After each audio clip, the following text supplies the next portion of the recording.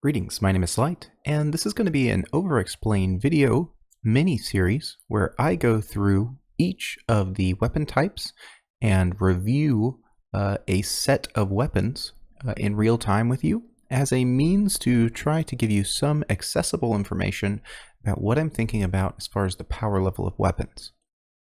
In general, this is an accessible way for me to talk about this topic, but I do plan on making something a little bit more put together on the subject of weapons in general that will help you recognize and understand when there's a particularly powerful weapon. But I think that if you watch these analyses, that you're going to be getting the same information just in a long form. Now, that being said, what I'm going to do is actually split this up into videos, different videos for each different weapon type. So without more talking, let's get started. First up here, we've got a Scorching Rounds +4. So this doesn't look like anything special. One thing I will say that it has going for it is the elemental chance increase makes it a little bit better. This would be best used in any manipulation build that's using the Scorching Rounds. The reload speed's actually pretty nice on a Scorching Rounds because you can burn through your small magazine side quite quickly normally, but the magazine capacity isn't that great. We're not really going to go shock on this, so that leads me to how I'm going to categorize these weapons. So it's either trash, it's good in the early game, it's pretty good, or like, you know, some scalability of how good it is. But then there's at the top is like absolutely busted, like very, very, very strong. So, you know, is that scale particularly useful? No, but it is the scale I'm using. Next up, we've got this Thunderstorm.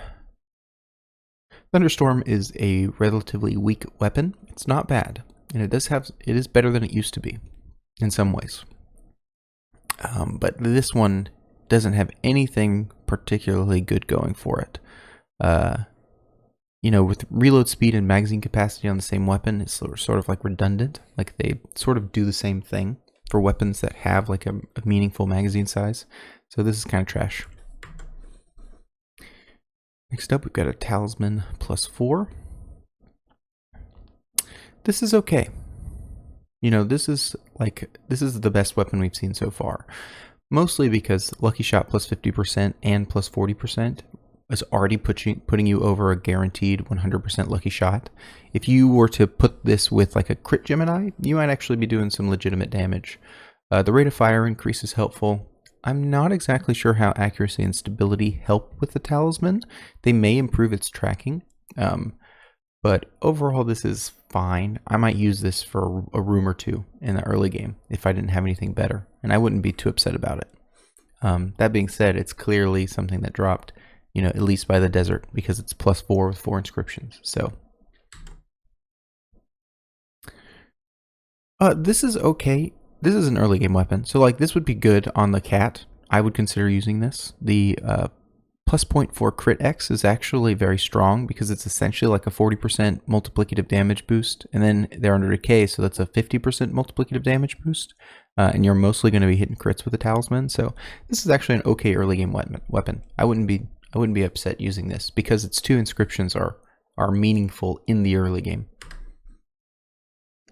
Same goes here, you know, because it has the burning effect, and it's like self-synergistic. This is okay. Granted, the Glimmering is just a bad weapon in general, and the crit X doesn't really help as much as you might think because the explosion can't crit, I don't think. So you're only critting on the first half, which does 50% damage, so not particularly good. This is okay in the early game. Projectile speed on these types of weapons is pretty strong. The Lucky Shot is fine. That helps us quite a little bit, and the crit X is fine because it pays off immediately. Although it's not nearly as powerful as it was on the previous weapons because this already has 3.5 crit X. So going from 3.5 to 3.9 is not nearly as big of an increase in damage. So this is fine, but I mean, you know, this is something you use in the very early game when there's nothing else, but you wouldn't be too upset if you had to. A lot of crit X plus 0.4. So now, just to be clear, I just sort of, I went through about 5 or 6 runs, and every weapon I saw I grabbed, and then I sorted them into their buckets. And then I went through the Discord and found like you know, the ones people share or ask questions about. And so we'll have kind of a smattering of different reasons these weapons were shared. This one's fine, you know, nothing special. And I think that's pretty clear. I mean, I would use this in the early game for the same reasons as this one. And, you know, all 4 of these are like only good in the early game. They would be fine. But they're not exciting. They're only okay. And any like pupil at all, even if it had bad inscriptions, would be replacing these kind of things. Now, when we're doing this analysis, we want to assume A, that it hasn't been etched yet, and B, that the Gemini doesn't matter. So we're analyzing these without the Gemini, because we can always etch the Gemini, you know, at the point that we need to. If you're playing the game and you haven't unlocked the ability to etch, then keep these in mind, because realistically, you're also playing at a lower difficulty. So having a good sense of which inscriptions are good is going to be just as helpful, you know, regardless of whether you can etch or not. So dropping ammo for current weapon on crit kills is not very strong. You know, there are very few weapons that can actually take advantage of that. You know, most of the weapons that really burn through your ammo are, you know, not ones that can get this inscription, at least in my experience. I'm not exactly sure which ones can get the drop ammo for current weapon on crit kills, but maybe they all can, and I just tend not to see it on weapons that it would actually be good on. But it's not good here, because this weapon does not consume ammo very quickly.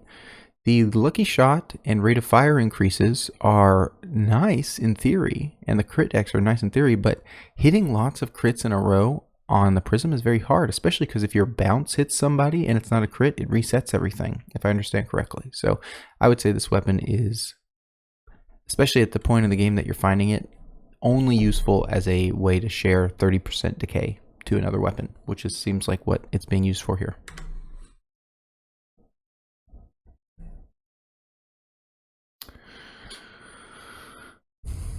So this is not very good.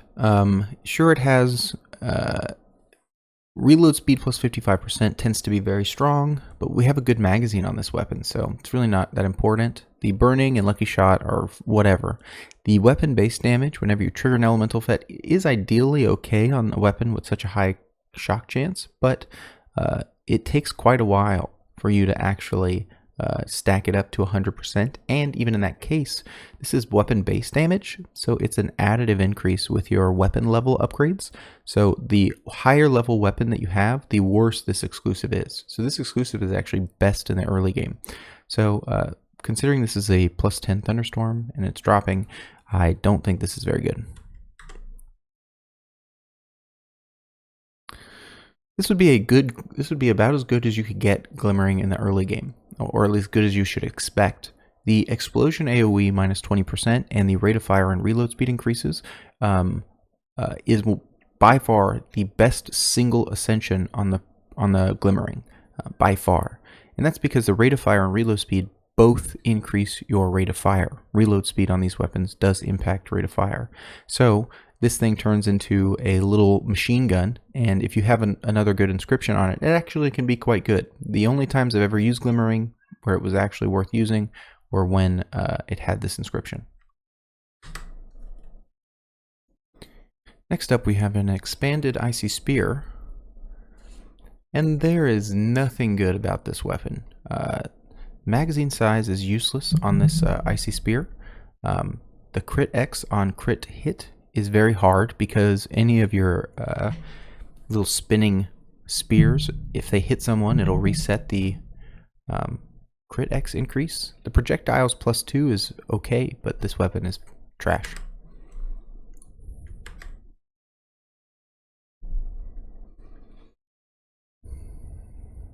This is okay. The Sunderer is by far the best weapon in the game with the ball exclusives, because it hits, you know, up to potentially 8 crits in one shot. It actually is so good sometimes that you shoot so quickly that you stop the balls from actually doing any damage, because they often like take a second before they hit their target or land or start doing lightning damage. This would be very good on the cat. Granted, it only has one good inscription.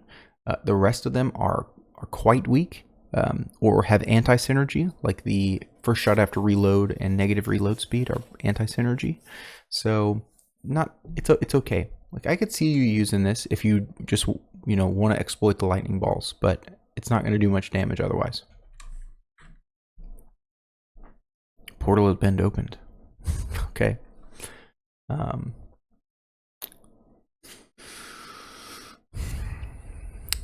This is not bad, but it's not quite good either.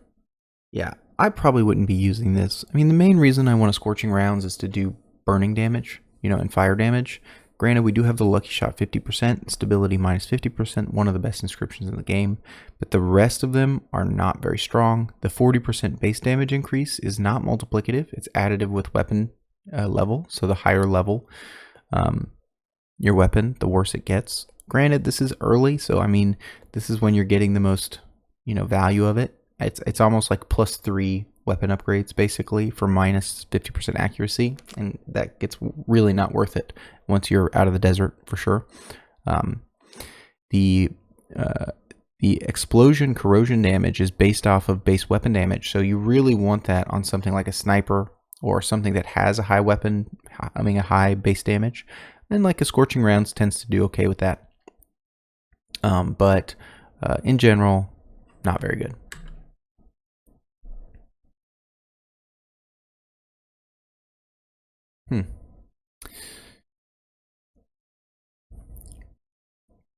So this is quite good. Multiple glimmering is just fine. It's basically a 25% multiplicative damage boost. The big reason that this is even remotely worth picking is that there are 3 bad inscriptions and 1 inscription that is so incredibly good that it makes up for it. The elemental effect spreading within 8 meters can be very, very powerful, especially on AoE weapons, because if they trigger an elemental effect, say like explosion, and they hit 3 enemies, well, then they end up sharing that explosion with all the enemies next to them. And so that creates like a cascading effect that does a lot of damage. Is this amazing? No. But is it good? Yes. It has 1 OP inscription on it, and oftentimes that's enough when it's as OP as this inscription is.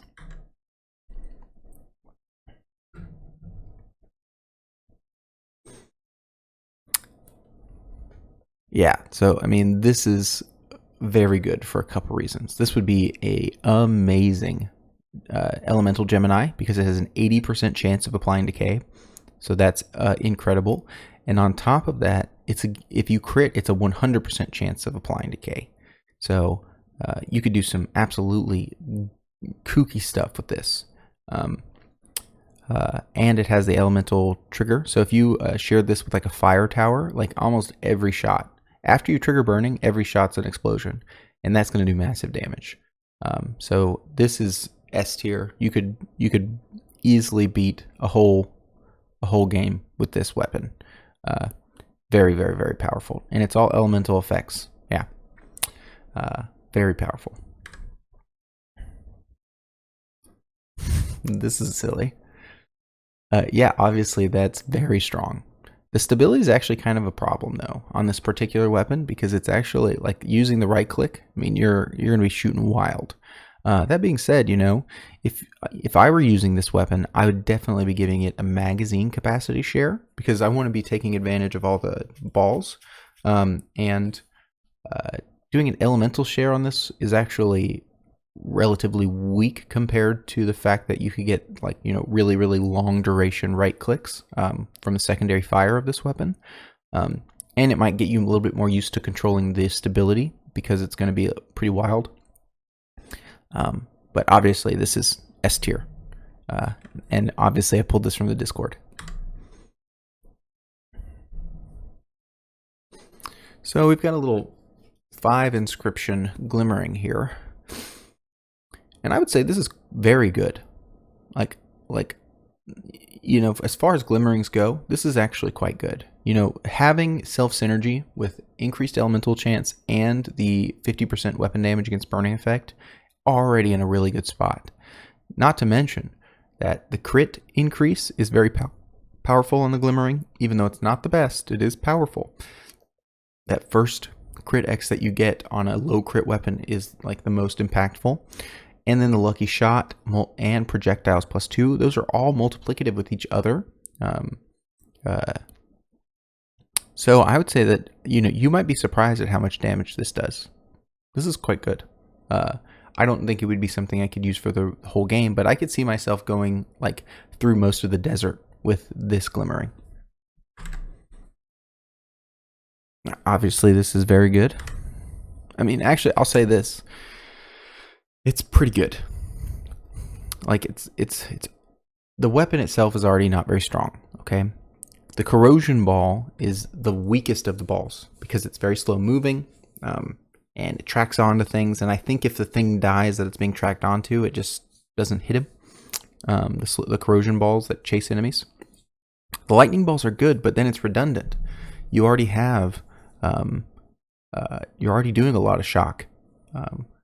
The best thing is the radius for the weapon skill and detonation for that. That's pretty good. You know, we're getting pretty strong there, but that's not going to crit. So now you're in this position where this weapon's actually like has a lot of anti-synergy and doesn't really accomplish very much. It looks cool at first, but I would say that this is only an okay weapon.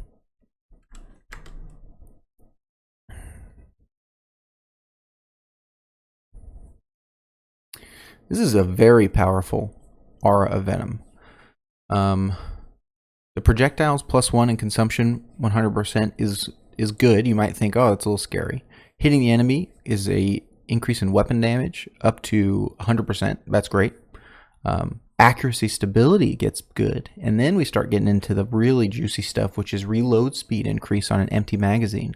That is exceptionally powerful on the aura of venom. And the lucky shot +40% and -25 rate of fire doesn't really matter too much because this is clearly setting itself up to be used as a right-click build. And it's very good at it. The projectiles increase means you're going to be able to stack up the 100% bonus damage very easily from the second exclusive there.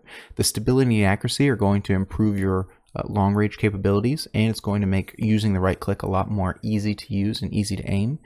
And because you're going to be reloading very quickly, you're going to be able to maintain the weapon damage increase from your second exclusive between reloads. This is a very powerful combination of inscriptions. I wouldn't say it's S tier, but I can easily complete a whole run with this weapon.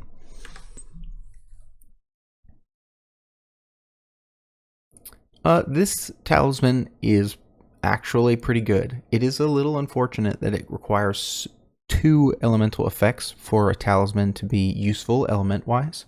The lucky shot increase after making a crit 3 times is very good, and the crit X is also very good. So I would say that this is a good talisman. Although you will not see, this would be the only one you see. All right, and I think that covers pistols. I didn't want to make these too long, but hopefully that's helpful in analyzing the pistol category. And hopefully you were able to glean some good information from those.